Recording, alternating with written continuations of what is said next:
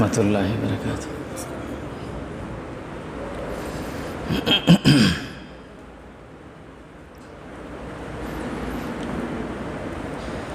الحمد للہ وکفی وسلام علی عبادہ الذین اصطفی، اما بعد فاعوذ باللہ من الشیطان الرجیم، بسم اللہ الرحمن الرحیم۔ قال اللہ سبحانہ وتعالی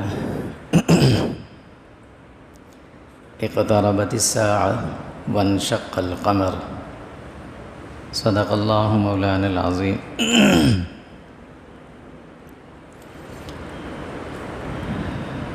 اللہم صلی علی جسد محمد فی الاجساد، اللہم صلی علی روح محمد فی الارواح،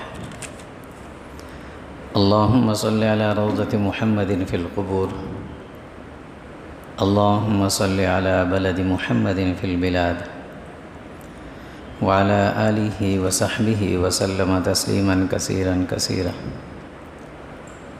اللہم انفعنا بما علمتنا وعلمنا ما ينفعنا وزدنا علما، سبحانک لا علم لنا الا ما علمتنا انک انت العلیم الحکیم۔ اللہم رب اشرح لی صدری ویسر لی امری واحلل عقدۃ من لسانی یفقہوا قولی۔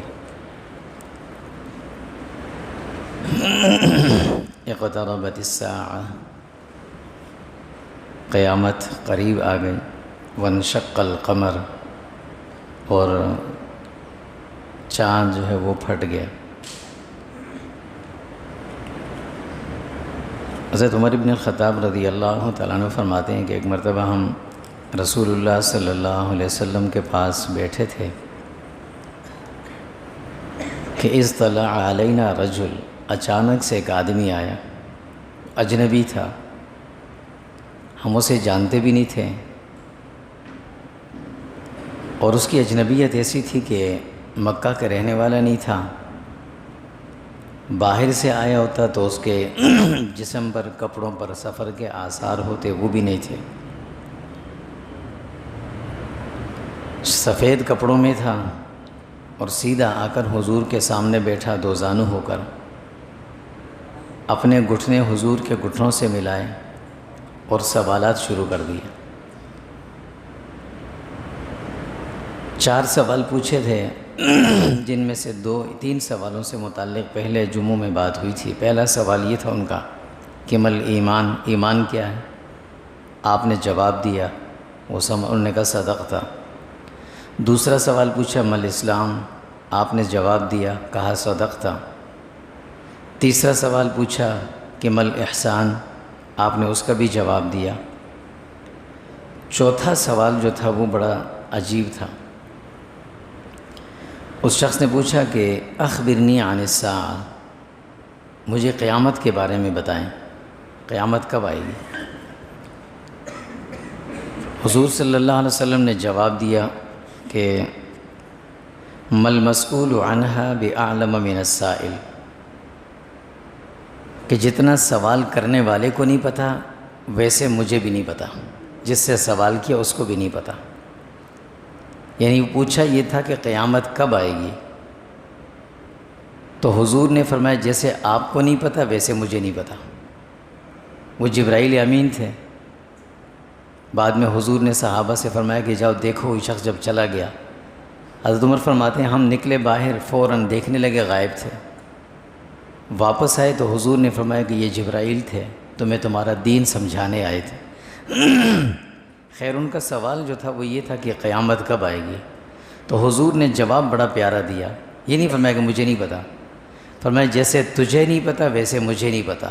کیوں؟ اس لیے کہ اللہ نے فرمایا ان اللہ عندہ علم الساعہ، قیامت کا علم اللہ کو ہے، اللہ نے نہ آپ کو دیا، مجھے یقین ہے، نہ مجھے دیا، مجھے بھی نہیں پتہ تو آپ کو بھی نہیں پتہ۔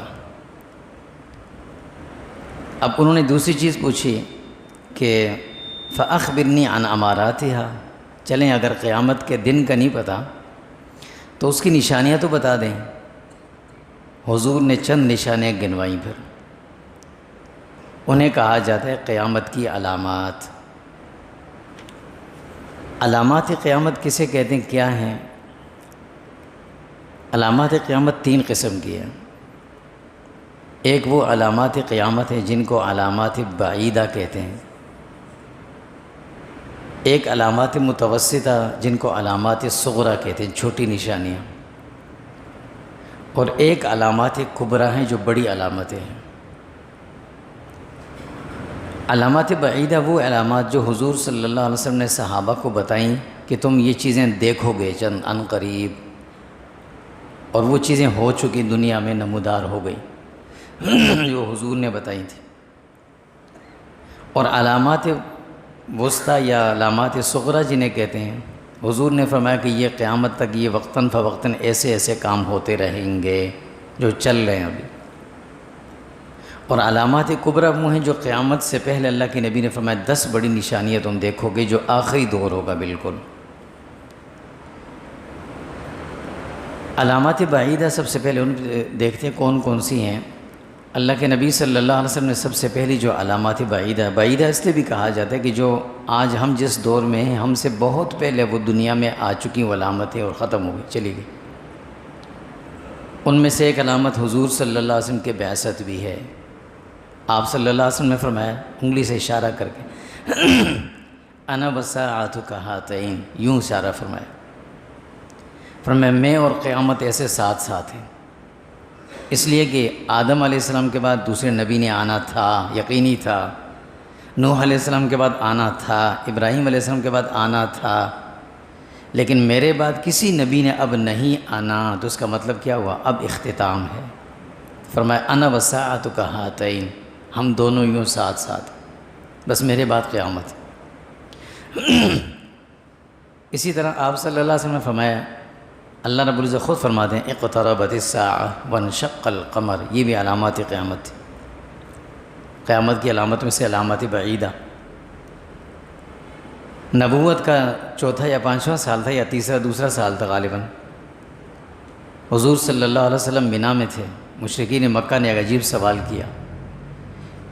چاند 14ویں کی چاند تھا، مکمل پورا چاند تھا، کہا کہ ہم آپ کو نبی مان لیں گے۔ یہ بالکل ایسے ہی سوال تھا جیسے صالح علیہ السلام سے ان کے لوگوں نے کیا۔ ان کے ذہن میں یہ تھا کہ یہ ہو ہی نہیں سکے گا، ہماری جان چھوٹے گیا۔ کہا اس چاند کو 2 حصوں میں تقسیم کر کے دکھائیں۔ حضور صلی اللہ علیہ وسلم نے یوں انگلی سے اشارہ فرمایا، چاند 2 حصوں میں تقسیم ہوا، واپس آ کر جڑا، لوگوں نے دیکھا بھی۔ دیکھنے کے بعد کہنے لگے نعوذ باللہ ثم نعوذ باللہ، یہ شخص تو اتنا بڑا جادوگر ہے کہ اس کا جادو تو چاند پر بھی چل گیا۔ مورخین نے ایک واقعہ لکھا ہے، ہندوستان کی بہت پرانی تاریخ ہے۔ یہ جو مالابار ایک علاقہ جس کو ہم ملباری کہتے ہیں آج کل، یہ مالابار کا علاقہ تھا۔ اس کا جو راجہ تھا اس زمانے کا، اس نے بھی یہ معجزہ اپنی آنکھوں سے دیکھا تھا اور وہ مسلمان بھی ہو گیا تھا اس زمانے میں۔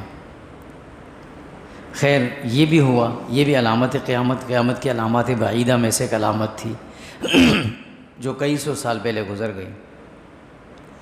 حضور صلی اللہ علیہ وسلم کا دنیا سے جانا، یہ بھی علامت قیامت ہے۔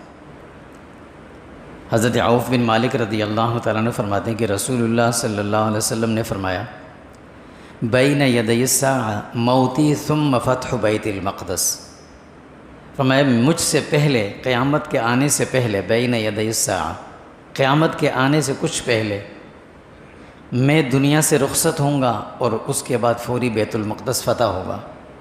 چنانچہ حضور صلی اللہ علیہ وسلم دنیا سے رخصت ہوئے اور کچھ سالوں کے بعد جب حضرت فاروق اعظم رضی اللہ تعالیٰ عنہ خلیفہ بنے، بیت المقدس فتح ہوا تھا۔ آپ نے فرمایا کہ یہ علامات قیامت بین یدی الساعہ، یہ بھی قیامت کی علامات بعیدہ میں سے جو گزر چکی ہیں، یہ وہ علامات ہیں جو کئی سال پہلے گزر چکی ہیں۔ پھر اسی طریقے سے حضرت عثمان رضی اللہ کی شہادت ہے، سن 24 ہجری میں شہید ہوئے۔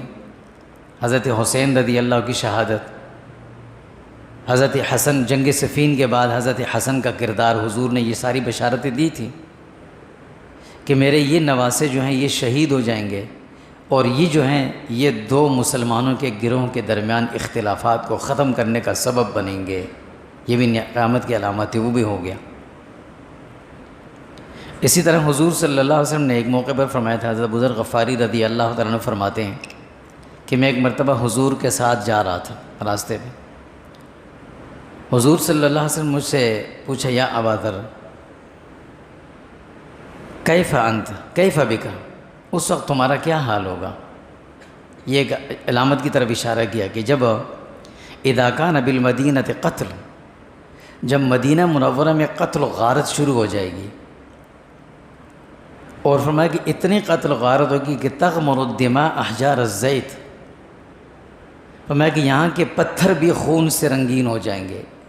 ایسے حال ہوگا یہاں پر کہ حضور نے بتایا تھا یہ ہوگا. چنانچہ فقہاء مورخین لکھتے ہیں کہ یزید جب خلیفہ بنا تھا تو اس نے پہلے مدینہ طیبہ پر حملہ کیا حضرت حسین کو شہید کرنے کے بعد، اور مدینہ طیبہ میں اس نے قتل و غارت کی، بہت سے لوگوں کو بے گناہ شہید کیا. واقعہ حرہ کے نام سے یہ تاریخ کے اندر موجود ہے. اور وہاں سے نکل کر پھر اس نے مکہ مکرمہ پہ حملہ کیا جب، لیکن اس حملے کے دوران ہی وہ خود دنیا سے رخصت ہو گیا. جب وہ مر گیا تو اس کے کچھ عرصے بعد حجاج بن یوسف نے پھر عبداللہ بن زبیر رضی اللہ کے خلاف یہاں پر مکہ مکرمہ میں حملہ کیا، اور مکہ مکرمہ میں وہی حالت ہوئی. یہ وہ واقعات تھے جن کو بارے میں حضور نے فرمایا یہ قیامت سے پہلے ہوں گے. ان کو کہا جاتا ہے علامات بعیدہ. یہ وہ علامات بعیدہ ہیں کہ جو دنیا میں آ کر اور گزر چکی ہیں. میں نے کہا قیامت کی علامت 3 قسم کی ہیں. ایک علامات بعیدہ جو گزر چکی ہیں، علامات متوسطہ جو بھی چل رہی ہیں، اور علامات کبریٰ ہیں جو بھی آئیں، جو بالکل آخر میں آئیں گے. وہ اسی طرح علامات بعیدہ میں سے ایک بڑی علامت حضور صلی اللہ علیہ وسلم نے فرمایا تھا، بشارت کیا بتایا تھا، خبر دی تھی، اطلاع دی تھی. حضرت ابو ہریرہ رضی اللہ تعالیٰ عنہ فرماتے ہیں کہ رسول اللہ صلی اللہ علیہ وسلم نے فرمایا لا تقوم الساعہ، قیامت اس وقت تک نہیں آئے گی، یعنی یہ قیامت سے پہلے نشانی ہے. جب یہ آئے گی تو قیامت آئے گی، اس سے پہلے نہیں آئے گی. لا تقوم الساعہ کب؟ حتیٰ تقاتلوا الترک، کہ تم ایک قوم سے مقاتلہ لڑو گے، قتال کرو گے جو ترک قوم ہوگی. صغار الاعین، ان کی چھوٹی چھوٹی آنکھیں ہوں گی. حضور نے ان کی علامتیں بتائیں. حمر الوجوہ، چہرے ان کے بالکل لال سرخ ہوں گے، آنکھیں چھوٹی چھوٹی، چہرے لال سرخ. ذلف انوف، ناک ان کی چپٹی ہوئی ہوگی، ایسی ناک ہوگی ان کی. کان وجوہہم المجان المطرقہ، ان کے چہرے گول مٹول ہوں گے اور گوشت سے بھرے ہوئے ہوں گے. اس زمانے کے لحاظ سے حضور نے مثال دے کے سمجھایا. ایک چیز ہوتی تھی جو جنگوں میں استعمال ہوتی تھی، جس کو ڈھال کہتے تھے. ایک ہاتھ میں تلوار اور ایک ہاتھ میں ڈھال ہوتی تھی جنگ میں استعمال ہونے کے لیے. تلوار سے وار کرتے تھے، ڈھال سے اپنے آپ کو بچاتے تھے، دفاع کرتے تھے. اس ڈھال کی طرح ان کے چہرے ہوں گے. اور فرمایا کہ صرف چہرے ڈھال کی طرح گول نہیں ہوں گے، اتنے موٹے موٹے چہرے ہوں گے جیسے اس ڈھال کے اوپر کئی کھالیں جمی ہوئی، یعنی 3-4 کھالیں اکٹھی جمع کر دیں، ایسے ہوں گے، تہ بتے ہوں گے، ایسے ہوں گے. فرمایا تقوم الساعہ حتی تقاتلوہم قوما نعالہم الشعر، تم ان لوگوں سے لڑو گے، قتال کرو گے، ان کے پاؤں میں جو جوتے ہوں گے وہ بڑے بڑے بالوں والے ہوں گے. حضور نے یہ بشارت دی، فرمایا یہ قیامت سے پہلے ہونا ہے. چنانچہ سن 6 ہجری کے نصف کے جو گزرنے کے بعد دنیا کے اندر ایک فتنہ پیدا ہوا تھا جس کو تاتاری کہتے تھے. یہ جو ترک کہا جاتا ہے نا عربی میں، ترک ان ترکیوں کو نہیں کہتے، ترک کہا جاتا ہے ان تاتاریوں کو جو یاجوج ماجوج کی نسل میں سے ہیں. حضرت نوح علیہ السلام کو جو تیسرے بیٹے تھے یافس، علامات جو کبریٰ آخری آئیں گے اس میں ان کا ذکر انشاءاللہ آئے گا، ان کی نسل میں سے تھے، یافس کی اولاد میں سے یاجوج ماجوج. اور ان یاجوج ماجوج کے 22 قبیلے تھے، جن میں سے 21 قبیلوں کو ذوالقرنین بادشاہ نے بند کر دیا تھا. ایک قبیلہ ان کو باہر چھوڑا تھا. مورخین لکھتے ہیں کہ ان کے بارے میں گمان غالب یہی کہ یہ لوگ تھے، یہ چنگیزی جس کو مہلکو خان کہتے تھے، چنگیز خان کے قوم، یہ تھے یاجوج ماجوج کی نسل میں. ان کو ترک کہا گیا. ان کی آنکھیں بالکل چھوٹی چھوٹی، چہرے بالکل گول مٹول، ناکیں ان کی چپٹی. جو حضور نے علامتیں بتائیں بالکل وہی ان کے اندر پر. اور انہی کی آگے نسل یہ جو چائنا یہ جاپان یہ لوگ ہیں، انہی کی نسل آگے چلتی ہے۔ خیر حضور نے فرمایا ان سے تمہاری جنگ ہوگی۔ 6 صدی ہجری کے نصف آخر میں یہ لوگ دنیا میں نمودار ہوئے تھے۔ وہ ایک الگ مسئلہ ہے، الگ ایک تاریخ کا حصہ ہے کہ کیوں اور کیسے ان لوگوں کو موقع ملا دنیا میں اس طرح قتل و غارت کرنے کا۔ چنانچہ انہوں نے مسلمانوں کے خلاف اتنا قتل و قتال کیا، اتنا قتل و قتال کہ ان کے ہاں تاریخ میں مشہور ہے کہ جب دن بھر یہ ان کے قتل ہوتے تھے، لوگوں کو قتل کرتے تھے، تو شام کو ان کے ہر فورس کا کمانڈر ان مقتولین کی کھوپڑیوں کے مینار بناتے تھے، اور پھر مقابلہ ہوتا تھا کہ کس کا مینار اونچا ہے، یعنی کس نے زیادہ قتل کیا۔ اتنا زیادہ یہ دہشت ناک قسم کے وحشی قسم کے لوگ تھے۔ اور ان کے ہاں یہ تھا، ان کا اصول یہ تھا کہ زمین پہ جو چیز چلتی ہے اسے مارو، زمین پر جو چیز چل رہی ہے اسے قتل کرو۔ انسان تو دور کی بات، جانوروں تک کا نہیں چھوڑتے تھے۔ حضور نے فرمایا تھا یہ دنیا میں آئیں گے، اور انہوں نے پوری دنیا کے اندر مسلمانوں کا اتنا قتل، اتنا خون بہایا تھا کہ تمام مسلمان جتنی بڑی بڑی حکومتیں تھیں سب ختم ہو گئی، حتیٰ کہ مسلمانوں کے آخری جو خلیفہ عباسی خلیفہ تھے، خلیفہ مستعصم باللہ جس کا نام عبداللہ تھا، یہ خود ایک عجیب آدمی تھا۔ بغداد دارالحکومت تھا مسلمانوں کا، تو یہاں پر جب یہ داخل ہوا اس نے مسلمانوں کا بہت قتل و قتال کیا تھے نا ہلاکو خان نے۔ یہ بھی ایک عجیب کہانی ہے۔ آج کل ایک ویڈیو چل رہی، میرے پاس بھی کسی نے بھیجی۔ دنیا بھی عجیب ہے نا، کرتے کچھ ہیں دکھاتے کچھ ہیں، اور ہم لوگ اتنے کمزور ذہن والے کہ ہم ان پر یقین بھی کر لیتے۔ اس میڈیا نے ہمیں اتنا گمراہ کیا نا، اتنا گمراہ کیا کہ اتنا وقت تھا کہ ہم اللہ کے کلام قرآن کو دیتے تو ہمارا ایمان بھی مضبوط ہوتا، ہمارا عبادات بھی صحیح ہوتی، جتنا وقت ہم میڈیا کو دیتے ہیں۔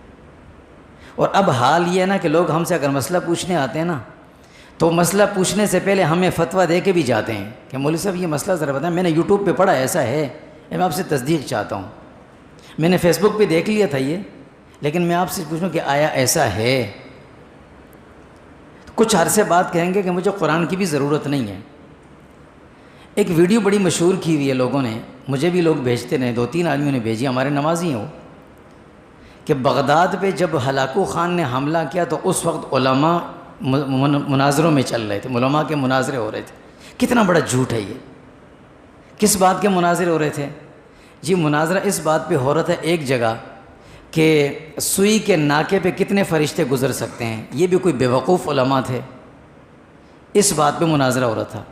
ایک مناظرہ ہو رہا تھا کہ مسواک کتنی ہونی چاہیے، ایک مناظرہ ہو رہا تھا کہ کوا حلال ہے حرام ہے۔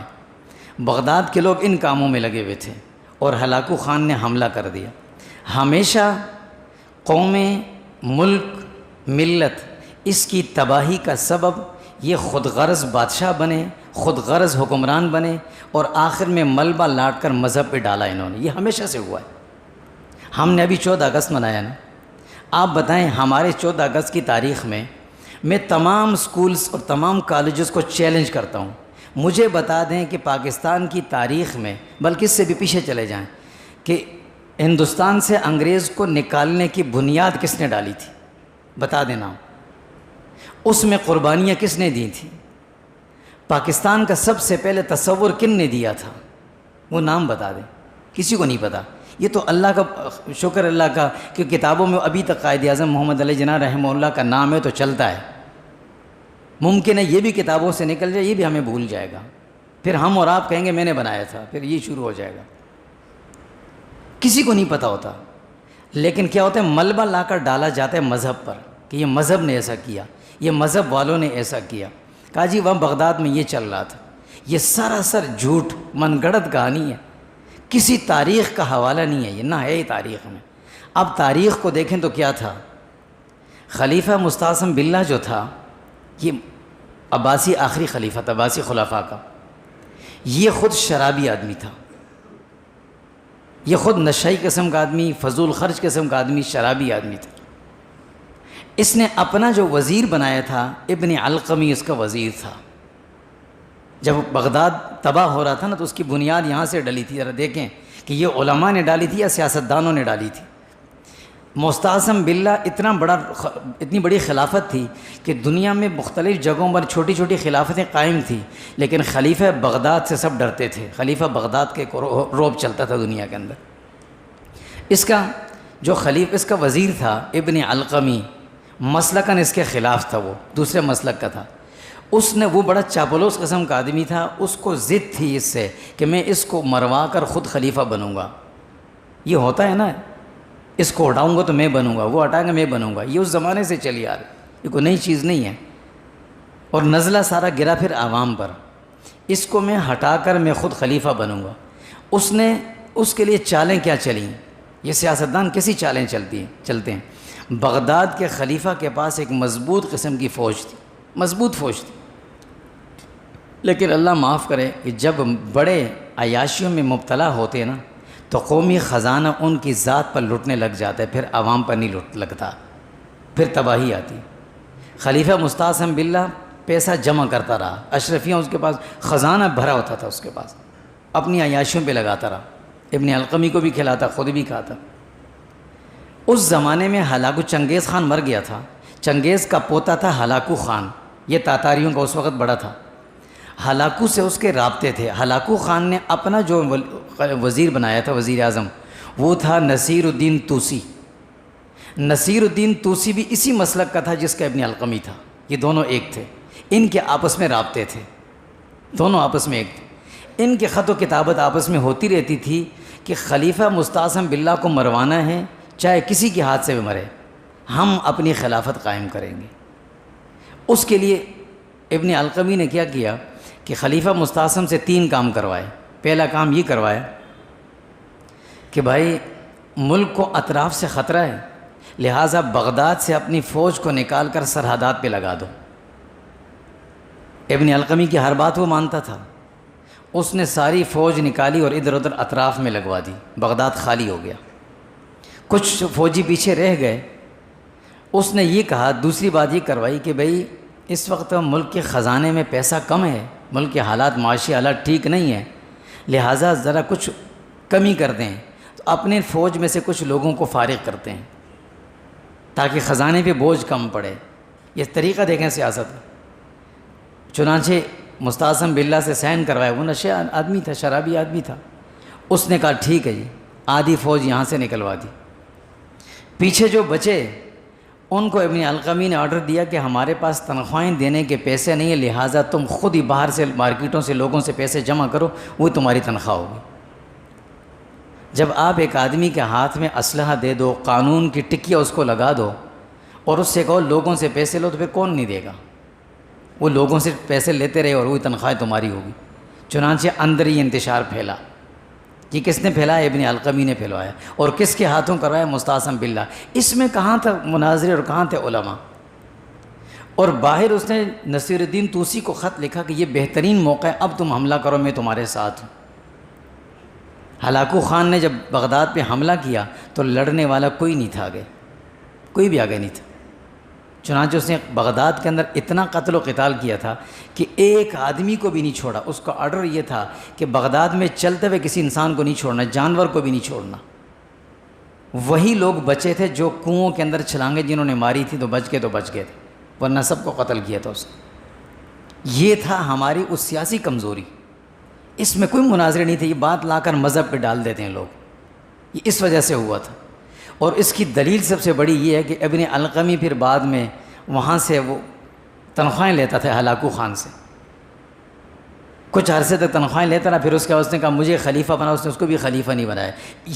یہ کہہ کر ہلاکو خان کتنا سیانا تھا کہ جو شخص اتنے بڑے منصب پہ فائز ہو کر اپنی قوم کا وفادار نہیں ہو سکتا، وہ میرا کیسا وفادار ہوگا؟ میں تجھے کیسا خلیفہ بناؤں؟ یہ ہوتی ہے بات سمجھداری والی، کہ تو وزیر اعظم بن کر تو نے اپنے قوم کے ساتھ یہ حشر کروایا، میں تجھے خلیفہ بناؤں؟ باج گزار تھا وہ، اس کو تنخواہ دیتا تھا، وہ یہ لو اپنا گزارا کرو۔ اور جب خلیفہ مستعصم باللہ کو پکڑ کر لے کر آئے نا ہلاکو خان کے سامنے، تو اس وقت اس کا اپنے ہاتھ اس کو قتل کروانے کا مشورہ بھی ابن علقمی نے دیا تھا، اپنے وزیر اعظم نے دیا تھا کہ اس کو گولی نہ مارو، اسے تلوار سے قتل نہ کرو، اس کو چمڑے ایک بڑے کھال میں بند کرو اور اس کو لٹکاؤ الٹا، اور لاتوں اور گھونسوں سے اس کو مارو مارو، جب یہ قتل ہو جائے پھر اس کی لاش کو زمین پر پھینک کر اوپر گھوڑے بگاؤ۔ یہ کس نے کیا تھا؟ اپنے وزیر اعظم نے کیا تھا۔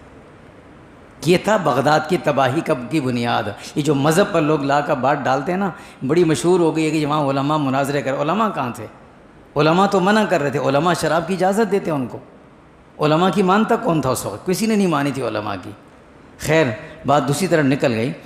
حضور صلی اللہ علیہ وسلم نے فرمایا تھا کہ قیامت سے پہلے یہ ہوگا کہ تم اس قسم کے لوگوں سے لڑو گے۔ یہ علامات قیامت میں سے، علامات بعیدہ میں سے ایک علامت تھی کہ ان کی شکلیں ایسی ہوں گی، چہرے بالکل گول مٹول ہوں گے، ان کی ناک بھنی بھنی ناکیں ہوں گی چپٹی، اور ان کی آنکھیں بالکل چھوٹی چھوٹی ہوں گی۔ یہ منگولی ایسے ہی ہیں، بالکل بالکل یہی شکل۔ ان سے تم لڑو گے۔ چنانچہ یہ بھی ہوا، اور آخر جا کر پھر مصر میں ان کی تباہی کا سبب ہوا، وہاں سے یہ ان کو شکست ہوئی تھی۔ خیر، یہ علامات بعیدہ میں سے ایک علامت تھی جو حضور نے بتائی تھی۔ اسی طرح حضور صلی اللہ علیہ وسلم نے علامات بعیدہ میں سے نار الحجاز ایک علامت بتائی تھی کہ مدینہ طیبہ سے باہر حجاز کے علاقے میں، مکہ اور ان کے درمیان جو علاقے ہیں حجاز کے، یہاں پر ایک آگ نکلے گی، اور حضور نے فرمایا وہ اتنی شدید آگ ہوگی، اس کی شدت کے بارے میں فرمایا لا تقوم الساعة حتى تخرج النار من ارض الحجاز تضيء اعناق الابل ببصرہ۔ فرمایا کہ بصرہ شہر کے اندر بھی اونٹوں کی گردنیں یہاں سے لوگوں کو نظر آئیں گی، اتنی شدید آگ ہوگی۔ ایک ہے بصرہ، ایک ہے بصرہ۔ بصرہ الگ شہر ہے، بصرہ الگ شہر ہے۔ بصرہ جو ہے یہ عراق کا شہر ہے، اور بصرہ جو ہے یہ شام میں، جو سیریا جس کو ہم کہتے ہیں، وہاں کا ایک شہر ہے۔ حضور نے فرمایا کہ وہاں تک یہ آگ کے شعلے اتنے ہوں گے کہ وہاں پر چلتے ہوئے اونٹ ہمیں نظر آئیں گے۔ امام نووی رحمۃ اللہ علیہ جو سن 6 ہجری کے بعد کے ہیں، وہ فرماتے ہیں کہ غالباً 654 یا 55 ہجری میں کہ یہ حالات کے بارے میں لکھتے ہیں، فرماتے ہیں کہ یہ ایسا ہوا تھا کہ حجاز میں جو مدینہ کا حصہ ہے، حدود ہے، اس سے باہر ایک عجیب قسم کی آگ تھی۔ پہلے زلزلہ ہوا تھوڑا سا، اس کے بعد آگ لگی، زمین سے آگ نکلی جیسے لاوا نکلتا ہے، لیکن یہ عجیب لاوا تھا کہ یہ زمین سے یہ آگ کے شعلے سے اونچے اٹھ رہے تھے، اور کئی دنوں تک یہ آگ جلتی رہی۔ اور فرماتے ہیں کہ یہاں سے لوگوں نے دیکھا بھی اپنی آنکھوں سے کہ بصرہ شہر کے اندر اونٹ چلتے ہوئے راستے پہ نظر آتے تھے، یعنی شام میں نظر آتے تھے، اتنی اس کی تیز روشنی تھی اس آگ کی۔ اور اس آگ جب تک جل رہی تھی، فرماتے ہیں کہ لوگوں کو دن اور رات کے فرق کا پتہ نہیں چلتا تھا کہ دن کب ہے رات کب ہے، ایسی آگ تھی جس کے بارے میں حضور نے فرمایا یہ ہوگا۔ یہ وہ علامات تھی جن کو علامات بعیدہ کہا گیا ہے، کہ قیامت سے پہلے حضور نے فرمایا تھا کہ پہلے یہ ہوں گی، یہ وہ چیزیں جو پہلے ہو گئیں، حضور نے بتایا، اور دنیا میں یہ ساری چیزیں آگے چلے گی۔ تقریباً آج سے 600-700 سال پہلے، 750 سال پہلے یہ چیزیں گزر گئیں، اور بھی بہت ساری چیزیں۔ اس کے علاوہ حضور نے فرمایا کہ دوسرے نمبر پر جو علامات قیامت ہے وہ علامات وسطیٰ، یا جس کو علامات صغریٰ کہتے ہیں، وہ ہیں۔ وہ کون سی ہیں؟ وہ حضور نے ہر دور میں، ہر زمانے میں، مختلف جگہوں پر، مختلف شکلوں میں وہ چیزیں دنیا میں نظر آئیں گی آپ کو، اور وہ آج ہمیں نظر بھی آتی ہیں۔ انشاءاللہ زندگی اگلے جمعے اس پہ بات کریں گے۔ اور اس کے بعد پھر حضور نے فرمایا کہ آخر میں جو علامات قیامت ہیں، 10 بڑی علامتیں، وہ پھر اس کے بعد آئیں گی۔ اللہ تعالی ہمیں ان علامات اور ان اوقات کے آنے سے پہلے اپنی آخرت کی تیاری نصیب فرمائے۔ وصلی اللہ تعالی علیہ وسلم۔